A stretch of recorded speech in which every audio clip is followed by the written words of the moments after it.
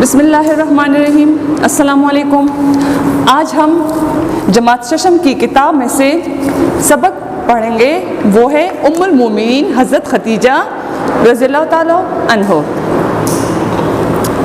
حضرت خدیجہ رضی اللہ تعالیٰ عنہ مکہ کی امیر ترین خاتون تھی۔ آپ رضی اللہ تعالیٰ عنہ قریش کے معزز خاندان سے تعلق رکھتی تھی۔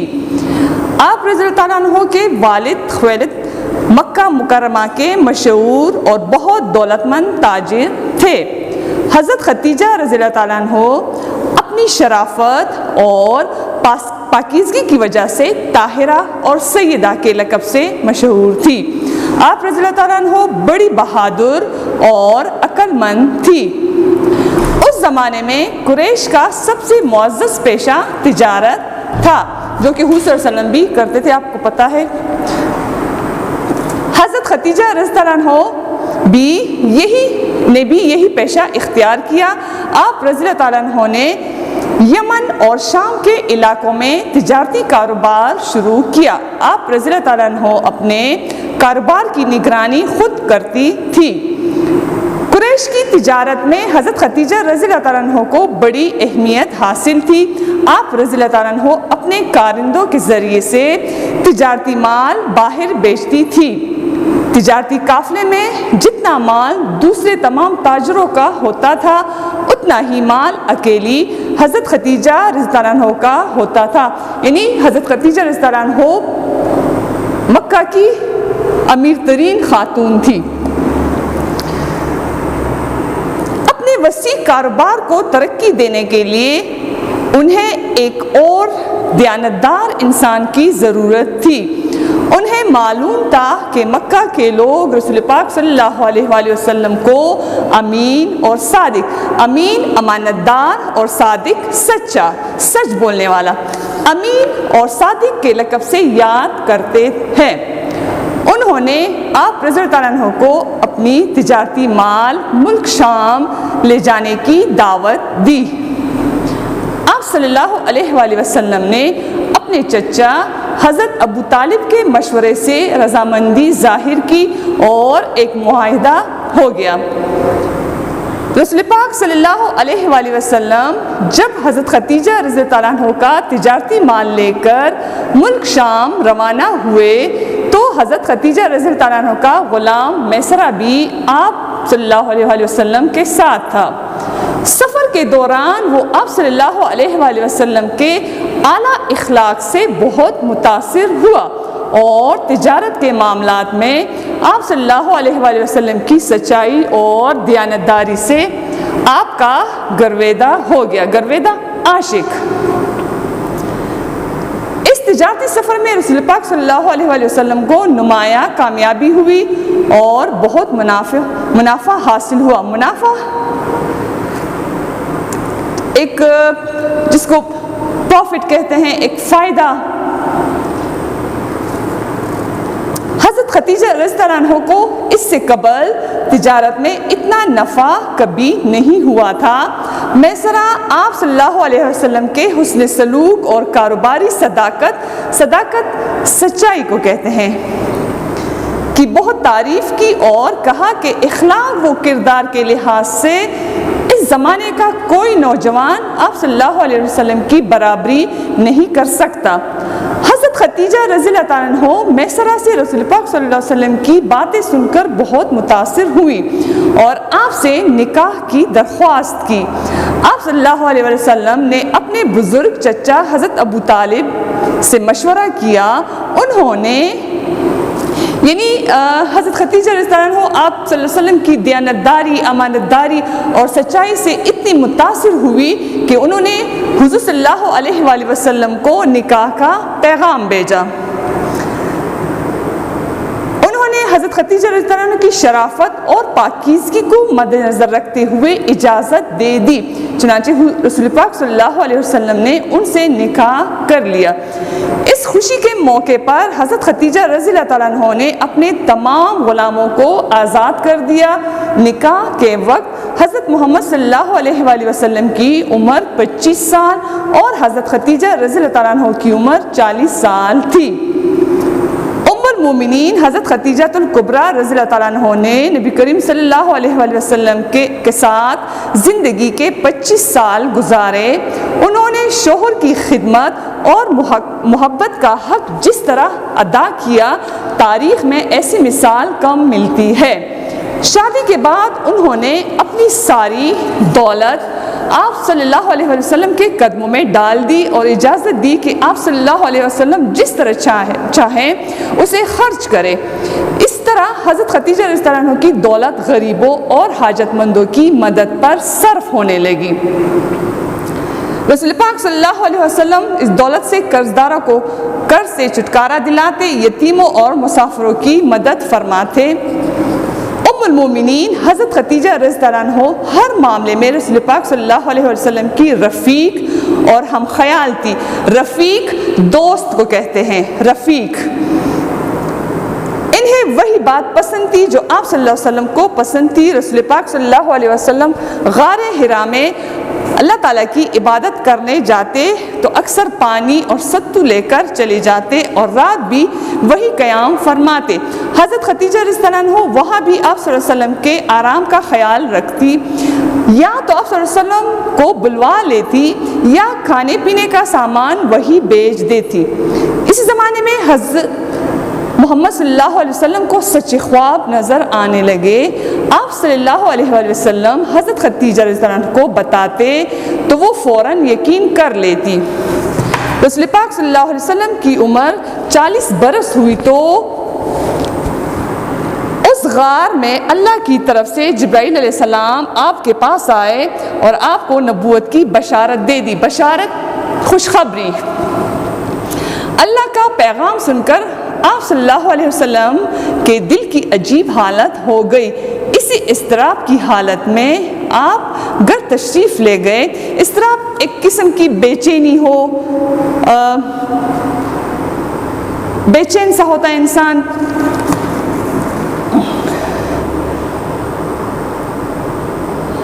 اس اضطراب کی حالت میں آپ صلی اللہ علیہ وسلم گھر تشریف لے گئے. گھر پہنچ کر آپ لیٹ گئے اور حضرت خدیجہ رضی اللہ عنہ سے فرمایا کہ مجھے چادر اڑا دو.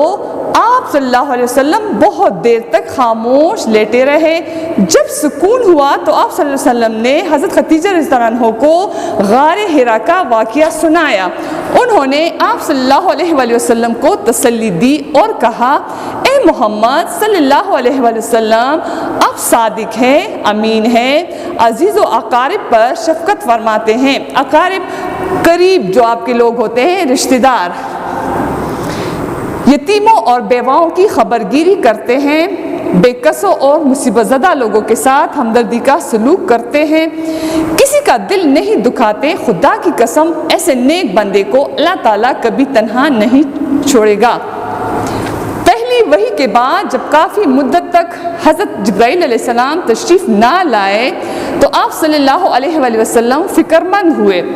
حضرت خدیجہ رضی اللہ عنہ آپ صلی اللہ علیہ وآلہ وسلم کو تسلی دیتی تھی اور کہتی تھی, آپ صلی اللہ علیہ وسلم اطمینان رکھیے, اللہ ایسے نیک بندوں کو کبھی شرمسار نہ کرے گا. شرمسار, شرمندہ. کچھ دنوں کے بعد رسول پاک صلی اللہ علیہ وسلم پر وحی نازل ہوئی اور آپ صلی اللہ علیہ وآلہ وسلم نے اسلام کی تبلیغ شروع کی. اسی سلسلے میں آپ صلی اللہ علیہ وآلہ وسلم کو بہت زیادہ مشکلات کا سامنا کرنا پڑا. حضرت خدیجہ رضی اللہ عنہ ایثار و قربانی, استقامت اور استقلال کی مجسم تصویر تھی.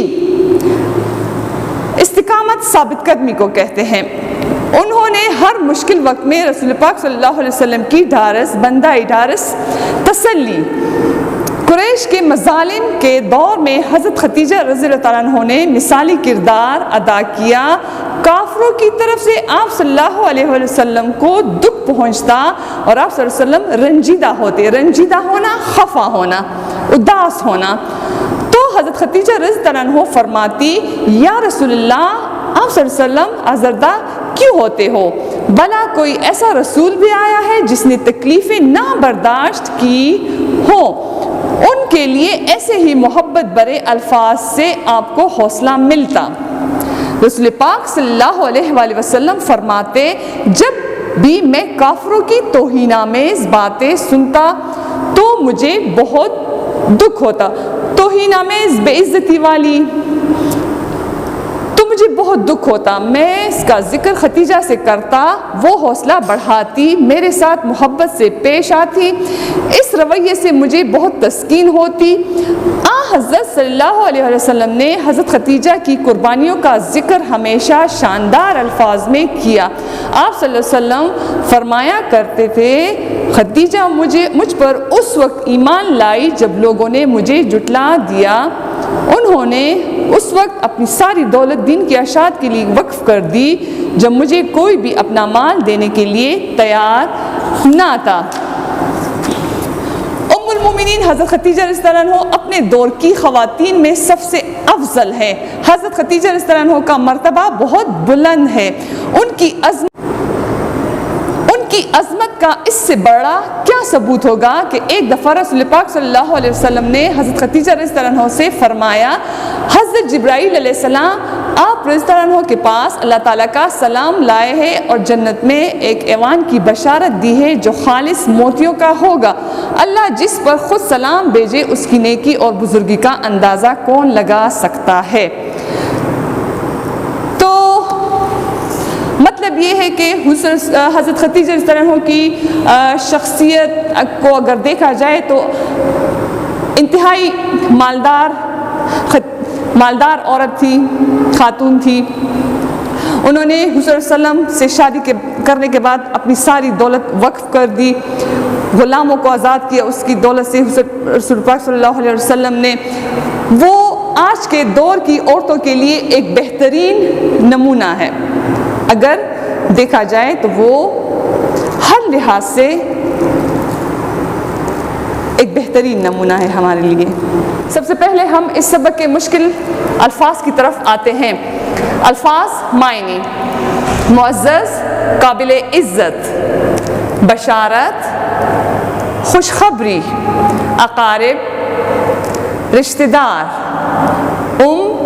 ماں, امہات المومنین مومنوں کی مائیں, یہاں ماں, سیدہ,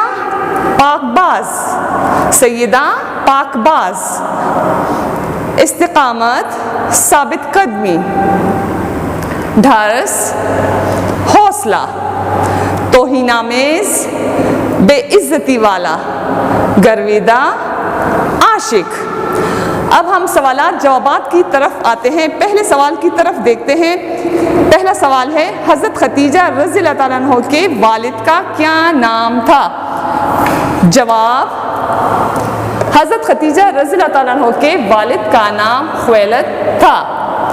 دوسرا سوال ہے حضرت خدیجہ رضی اللہ تعالیٰ عنہ نے کون سا پیشہ اختیار کیا؟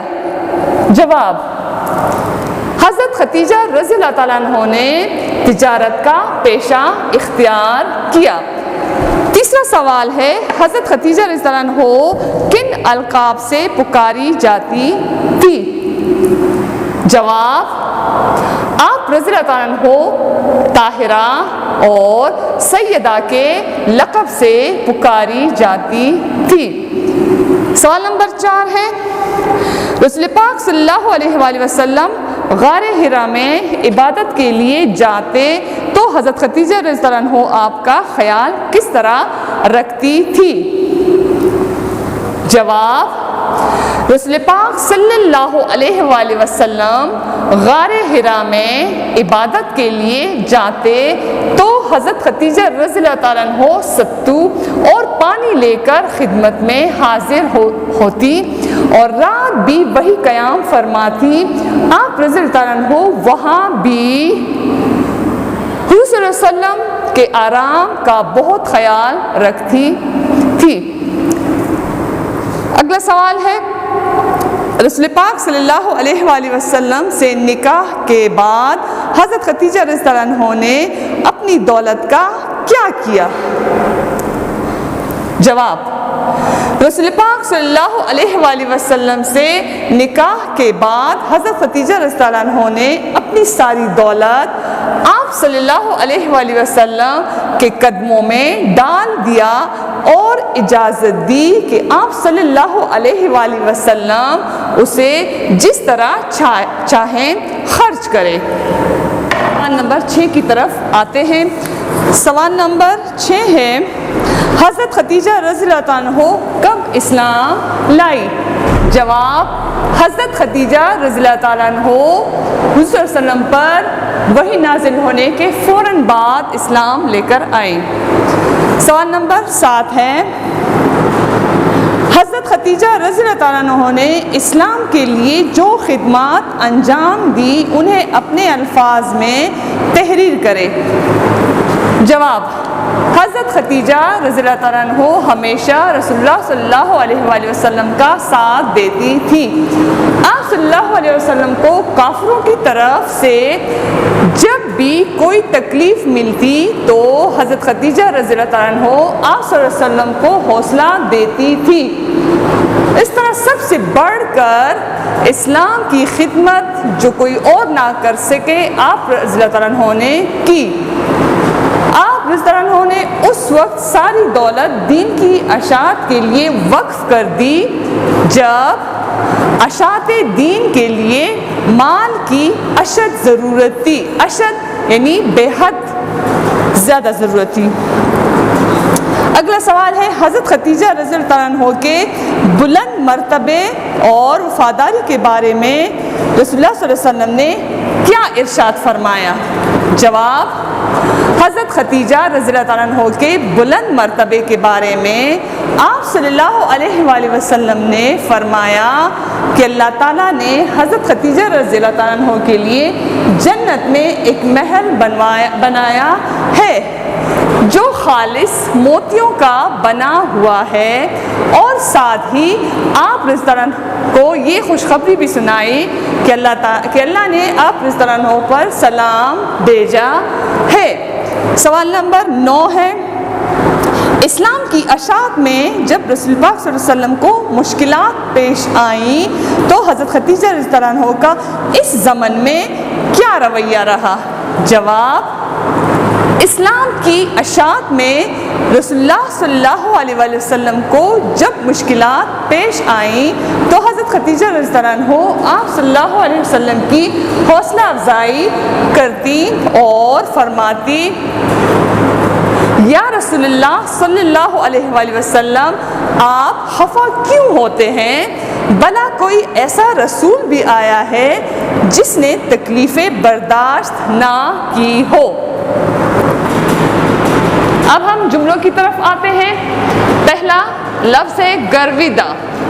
گرویدہ، اچھے اخلاق کی بدولت ہر کوئی حضور صلی اللہ علیہ وسلم کا گرویدہ تھا۔ دوسرا لفظ ہے حسن سلوک۔ حسن سلوک، والدین کے ساتھ حسن سلوک سے پیش آنا چاہیے۔ تیسرا ہے شفقت۔ شفقت، چھوٹے بچے شفقت کے مستحق ہوتے ہیں۔ اگلا ہے استقلال۔ استقلال، ثابت قدمی، اسلام کی راہ میں آنے والی ہر رکاوٹ کا استقلال کے ساتھ مقابلہ کرنا چاہیے۔ بشارت، بشارت خوشخبری کو کہتے ہیں۔ بشارت، حضرت خدیجہ رضی اللہ تعالیٰ عنہ کو دنیا میں جنت کی بشارت ملی تھی۔ تبلیغ، تبلیغ، اشاعت، اسلام کی اشاعت کرنا۔ اسلام کی تبلیغ ہر مسلمان مرد اور عورت پر فرض ہے۔ اب ہم کتاب میں خالی جگہ پر کی طرف آتے ہیں، جس میں اب ہم کتاب میں سوال کی طرف آتے ہیں۔ نے یا کو لگا کر جملہ مکمل کرے۔ پہلا ہے حضرت خدیجہ ڈیش، تو یہاں آئے گا حضرت خدیجہ رضی اللہ تعالیٰ عنہ کو اپنے کاروبار کے لیے ایک دیانتدار انسان کی ضرورت تھی، یہاں پر کو آئے گا۔ دوسرا ہے حضرت خدیجہ رضی اللہ عنہ ڈیش، تو یہاں آئے گا کو، حضرت خدیجہ رضی اللہ عنہ کو آپ صلی اللہ علیہ وآلہ وسلم نے آئے گا یہاں اپنا تجارتی مال لے جانے کی دعوت دی، تو یہ جملہ حضرت خدیجہ رضی اللہ عنہ کو آپ صلی اللہ علیہ وسلم نے اپنا تجارتی مال لے جانے کی دعوت دی۔ تیسرا جملہ ہے رسول پاک صلی اللہ علیہ وآلہ وسلم ڈیش، یہاں آئے گا نے، رسول پاک صلی اللہ علیہ وآلہ وسلم نے رضامندی ظاہر کی اور ایک معاہدہ ہو گیا۔ اگلا جملہ ہے حضرت خدیجہ رضی اللہ تعالیٰ عنہ ڈیش، یہاں آئے گا کو، حضرت خدیجہ رضی اللہ عنہ کو آپ صلی اللہ علیہ وسلم نے، یہاں آئے گا نے تسلی دی اور آپ صلی اللہ علیہ وسلم کی صداقت اور نبوت کی گواہی دی، تو یہ جملہ ہوگا حضرت خدیجہ رضی اللہ تعالیٰ عنہ کو آپ صلی اللہ علیہ وسلم نے تسلی دی اور آپ صلی اللہ علیہ وسلم کی صداقت اور نبوت کی گواہی دی۔ اگلا جملہ ہے اللہ تعالیٰ نے، یہاں آئے گا نے، اللہ تعالیٰ نے اسلام پھیلانے کی ذمہ داری آپ صلی اللہ علیہ وآلہ وسلم کو، یہاں کو آئے گا، آپ صلی اللہ علیہ وسلم کو سونپ دی تھی، تو یہ جملہ ہوگا اللہ تعالیٰ نے اسلام پھیلانے کی ذمہ داری آپ صلی اللہ علیہ وآلہ وسلم کو سونپ دی تھی۔ اب ہم اس میں کچھ الفاظ مترادف ہیں وہ کر لیتے ہیں۔ الفاظ مترادف، پہلا ہے رنجیدہ، رنجیدہ غمزدہ خفا کو کہتے ہیں، رنجیدہ خفا کو کہتے ہیں، اس کا مترادف ہوگا ایک لفظ کے دو جو میننگ ہوتے ہیں، ایک جیسے دو لفظ جو ہوتے ہیں، رنجیدہ غمزدہ، ہم رنجیدہ بھی کہہ سکتے ہیں غمزدہ بھی کہہ سکتے ہیں۔ شرمسار، شرمسار شرمندہ، ہم یہ دونوں الفاظ استعمال کر سکتے ہیں۔ تنہا اکیلا، ہم تنہا بھی کہہ سکتے ہیں اکیلا بھی کہہ سکتے ہیں۔ منافع، منافع فائدہ۔ صادق سچا، ہم کسی کے بارے میں کہہ سکتے ہیں کہ وہ صادق ہے، ہم یہ بھی کہہ سکتے ہیں کہ وہ سچا ہے۔ امین امانت دار، امین امانت دار۔ قبل، قبل پہلے، ہم قبل بھی کہہ سکتے ہیں ہم پہلے بھی کہہ سکتے ہیں۔